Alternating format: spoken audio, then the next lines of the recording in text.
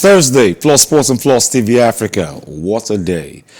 Now, Nigeria will hope to end their 4 consecutive games without a win when they play Ecuador in a friendly game at the 25,000 capacity Red Bull Arena in Harrison, New Jersey.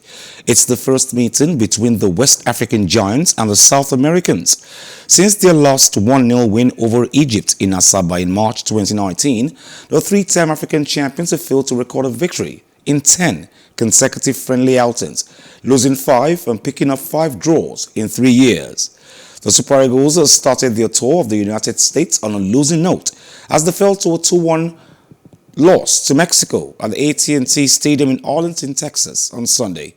Nigeria have now failed to win any of their last 4 games across all competitions, picking up 2 draws and losing 2 since January's 2-0 victory over Guinea-Bissau in Group D of the African Cup of Nations. I've got Stanley Ikawu on the show this morning. Welcome on the show, Stanley. Well, good morning. It's a pleasure to be back. Yeah. Now, Stanley, it's sad to note that Nigeria have not won any match in 3 years. And we failed to win again against Mexico. Well, first things first. This is as a result of we not having a quality coach. Now, I have never been a fan of friendly games as much as you and I know the importance of it. But then, I don't think this is one thing we should worry our head or mother sleep over. Yeah, it's good when you win friendly games, but it's not a guarantee that when you win friendly games, you go to any international competition, you will still go ahead and win. It's games that gives an opportunity to test your players, to know the strength and quality, to know how to fix the loopholes if need be. But then it calls for questioning that in the last 3 years, arguably, or maybe to an extent, one of the biggest brands as far as football is concerned in Africa, the Super Eagles are yet to record just a victory. We played Brazil, fantastic display. We played Poland. I think Poland was the last game we won. Yeah, I think Poland was the last game we won, 1-0. And from then till now, what has happened? Is it that we don't have a team? Is it that we don't have those pool of talent anymore? I think the answer is no. The point is we need a coach who will get the blend, who will get the bond, who will bring the synergy, and maybe then going forward, when we start winning friendly games, we have this belief that going into any competition, yes, the Super Eagles have got a strong team. Let me ask you this question, Stanley. Now, I remember vividly when Genoro first came as coach of Super Eagles. He dazzled us with some friendly matches. We played Ukraine under Andriy Shevchenko, and we drew 1-1. Then we played Brazil. I remember Neymar crying off the field because he wanted revenge, and the match ended 1-1. What has gone wrong between then and now? Like I said, it's a function of the Super Eagles not having a coach that understands the system.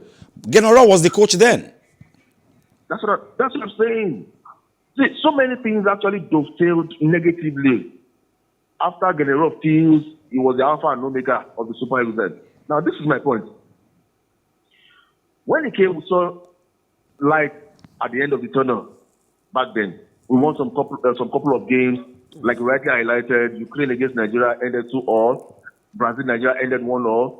And we won against Poland, like I said. I think that rigid football that we all said Genero took our football to is the reason why we struggle to win international friendly games. And like I pointed out earlier on, we need that team synergy. We need that team bond. We need that team chemistry. Because if you don't have a team as it stands right now, while I make bold to say, quote me anywhere, and I want anybody that feels contrary to come and tell me, we don't have a football philosophy anymore. Now, when last did we see beautiful football? We all gave, Ecuador the nod to take us through the playoffs because of what we were able to do at the Nations Cup. With the number of days, just within 10 days, we was able to assemble these guys together. All of a sudden, the man we had faith in dashed our hopes. Now we have Anose Pacero. his first game in charge of the Super Eagles, we lost. Now, let's also take our minds back to the fact that the last time we played against the L3 of Mexico, we paraded home-based players. We were walloped by 4 goals. So I think a bit of improvement. Maybe because we had a mix of home-based players and the foreign pros. But then let's see what will happen against Ecuador. I have a strong belief that worst case scenario, the game might just end up in a draw. I was going to come there. I don't know about Gernot Raw's contract. I don't know about Eguavoin's contract, but I know the contract should have a situation where we must have home-based players in our squad at every point in time. That's the only way we can actually give them the experience they need to become good players in future. Wale, let's be honest with ourselves. If we had our leagues on TV, Wale, you would be able to know that Chiamaka Madu is a fantastic footballer.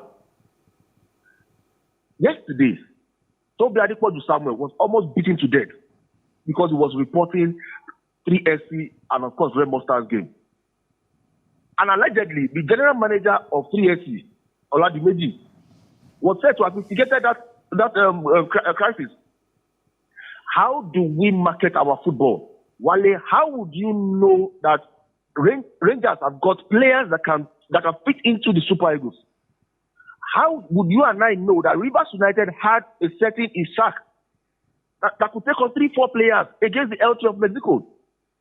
How would you and I know that Chiamaka Madu was that talented that he can always dominate the midfield? You can always dominate the midfield, I beg your pardon. So it is only when we see these games on TV and it's when we realize that football is big business in the world.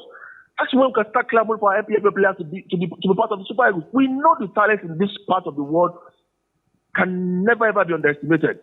But then the value would not be appreciated if these guys are not seen on TV. The reason why Kevin Bassett was invited to the Super Eagles was as a result of what he was able to do at Glasgow Scotland of Rangers. Wale, Joe Aribo, same thing. Truth Ekong, same thing. The list is endless. Same cannot be said of our MPFL players. Because if you pick an MPFL player, they will tell you, you want to sell that player. That's why you are forcing him into the Super Eagles. We are not looking at the quality. But once we see these guys play, while it is you and I, Stanley Ikawu, Wale Scott, and every other journalist that will say, you invite this guy, we've seen him play, we've seen him do this, and of course we know his quality. So until we do all this, I won't blame any coach that comes and says our MPFL players are just training materials. Stanley, I don't know where to start from, but I've got a story here about women. Let me leave this football and this issue away from it. I have a story here. When women are fighting for equal pay and saying we deserve to be treated the right way, just like the men are treated, most of us are saying no. They don't get enough brand. They don't get enough branding. They don't get enough adverts. But a woman on this show today said she's actually, her name is Swiatek. She's a tennis player. She says that women go through so much. Some of them even actually go through their menstrual cycle during some sporting events, and they try to do well. Some actually play their sports during pregnancy, while they are pregnant, and that they go through more than men, and they deserve to get more. Swiatek was saying this because somebody stopped the game against her because of her menstrual cycle. She was getting cramps during the game. Wale, not every country will go the way of the United States of America. True that. You understand? You see, let's look at the world of tennis. Roger Federer, Rafael Nadal, Novak Djokovic. None of them have won 23 Grand Slams. One of the most decorated women or female tennis players in the world and still remains Serena Williams. But then, I don't think this equal pay or maybe equal rights to an extent, but not equal pay. Now, this is it. Which of the gender commands the biggest branch? It's the men's tennis. Now, this is why I feel organizers I agree with her to an extent. But this is what I feel should be done. If the men are getting 80%, I think the women should also get 60. You understand? But saying she wants women to get equal rights, I understand the pain and everything they go through. It's not easy. Even apart from, aside tennis now, our normal day-to-day life, big ups to all the women out there across the world. They go through a whole lot. But then, while these things are there for us to see. Swiatek, I understand that, but she should forget it. Equal pay, no. Equal rights, fantastic.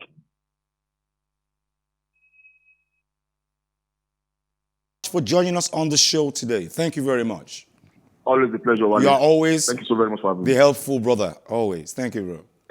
You're my brother all day, every day. Thank you, bro. Now, dealing with periods can be difficult for professional athletes, but the experience and advances in medicine and technology can provide solutions. Now, world number one Iga Swiatek said this yesterday.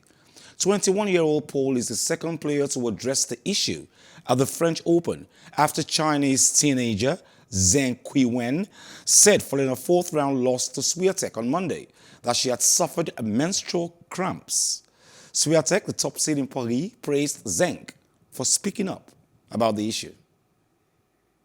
Today I'm speaking up for the females. All of them. I'm speaking up for them today.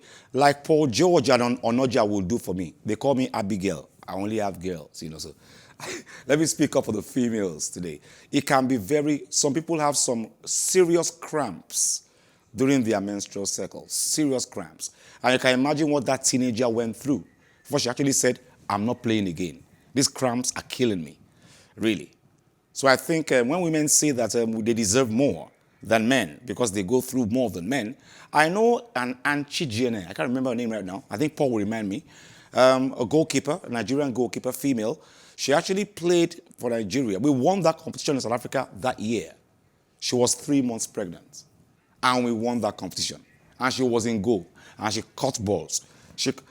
And I got money, okay, I remember that. Okay, thank you, Paul. Of course, and she was 3 months pregnant. And we won that competition in South Africa then. If a woman plays a competition and wins, 3 months pregnant, ask yourself, doesn't she really deserve more? Just asking this morning. Now, Marin Cilic outlasted Andrei Rublev in 5 grueling sets to reach the French Open semi-finals. Now, Cilic became the first Croatian man to reach the semis at all 4 majors, beating Rublev 10-2 in the 5th set match tiebreak. He'll face Casper Ruud for replacing Sunday's final after the Norwegian overcame Danish teenager Holger Rune in 4 sets. I have the highlights of the French Open, Roland Garros. Stay with us.